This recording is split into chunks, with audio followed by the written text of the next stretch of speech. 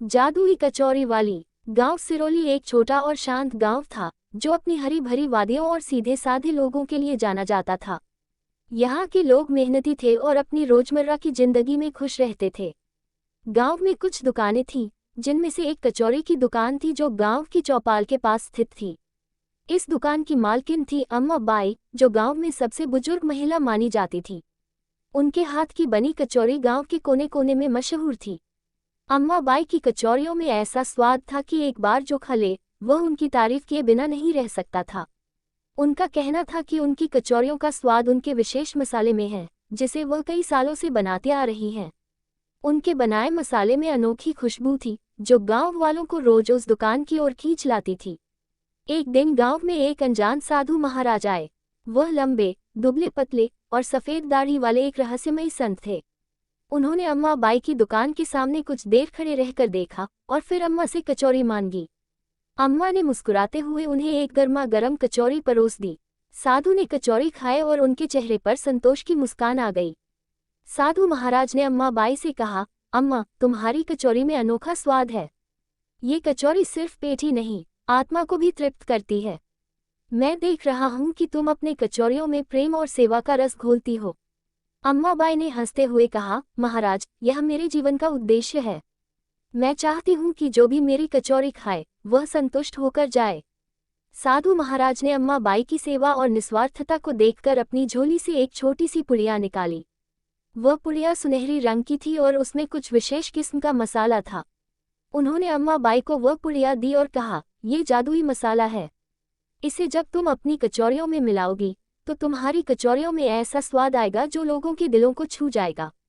पर याद रखना, इसका इस्तेमाल केवल नेक और निस्वार्थ काम के लिए ही करना। अम्मा बाई ने धन्यवाद के साथ वह मसाला स्वीकार कर लिया। साधु महाराज वहां से चले गए और गांव में किसी ने उन्हें फिर कभी नहीं देखा। अगले दिन अम्मा बाई ने उस जादुई मसाले का एक चुटकी अपनी कचौरियों के मसाले में मिलाया। जैसे ही उन्होंने कचौरी तलनी शुरू की, एक अद्भुत खुशबू चारों ओर फैल गई। गांव वाले, जो रोज उनके कचौरियों के आदी थे, आज की खुशबू से कुछ अलग महसूस कर रहे थे। हर कोई कहने लगा कि आज तो अम्मा बाई की कचौरी में जादू है।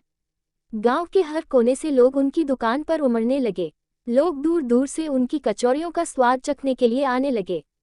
अम्मा बाई की दुकान पर इतनी भीड़ बढ़ गई कि उन्हें कचौरी बनाने के लिए अपने बेटे रमेश और बहू सुमन की मदद लेनी पड़ी।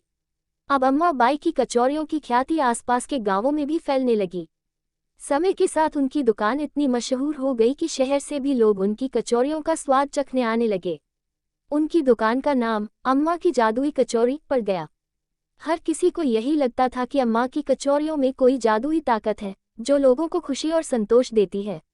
लेकिन हर गांव में एक दो ईर्ष्यालु लोग भी होते हैं। यहाँ भी ऐसा ही एक व्यक्ति था, नाम था श्यामू। श्यामू गांव का सबसे चालाक आदमी था और अपनी चालाकियों से पैसा कमाने की सोचता रहता था। उसे अम्मा बाई की कचौरियों का रहस्य जानने की जिज्ञासा हो गई। उसने सोचा कि यदि वह इस जादुई मसाले का राज जान जाए तो वह भी ऐसी कचौरी बना सकता है और पैसा कमा सकता है। एक रात जब अम्मा बाई और उनका परिवार सोने चले गए, श्यामू चुपके से अम्मा बाई की दुकान में घुस गया। वह अलमारी की तलाशी लेने लगा और आखिरकार उसे वह छोटी सुनहरी पुड़िया मिल गई जिसमें जादुई मसाला था। श्यामू ने जल्दी से पुड़िया अपने पास रख ली और वहां से भाग गया। अगले दिन श्यामू ने सोचा कि वह भी अब जादुई कचौरी बनाकर बेचेगा। उसने अपने मसाले में उस जादुई मसाले को मिलाया और अपनी कचौरियों को तलना शुरू किया। कचौरियों से वही सुगंध उठने लगी और गांव वाले उसकी दुकान की ओर आकर्षित होने लगे। लेकिन जैसे ही गांव वालों ने पहली कचौरी खाए, उनके चेहरे पर अजीब सी प्रतिक्रिया आई। कचौरी का स्वाद अजीब और अप्रिय था। कचौरियों में कड़वाहट थी और लोगों का पेट भी खराब होने लगा। सब लोग श्यामू को कोसते हुए दुकान से बाहर निकल गए। श्यामू ने घबराकर दूसरी कचौरी चखी, लेकिन वह भी खाने लायक नहीं थी।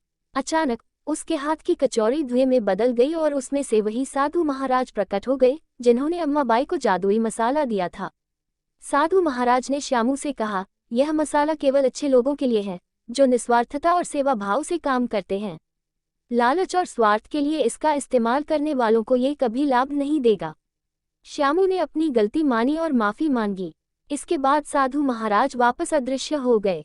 उस घटना के बाद श्यामू ने कभी भी किसी का नुकसान करने का प्रयास नहीं किया। उसने समझ लिया कि मेहनत और ईमानदारी से ही सफलता मिलती है। उधर अम्माबाई की कचौरी की महक, स्वाद और खासियत हमेशा के लिए लोगों के दिलों में बस गई। अम्माबाई ने जादुई मसाले का इस्तेमाल धीरे धीरे करना शुरू कर दिया और उसकी कुछ मात्रा जरूरतमंदों के लिए रख दी।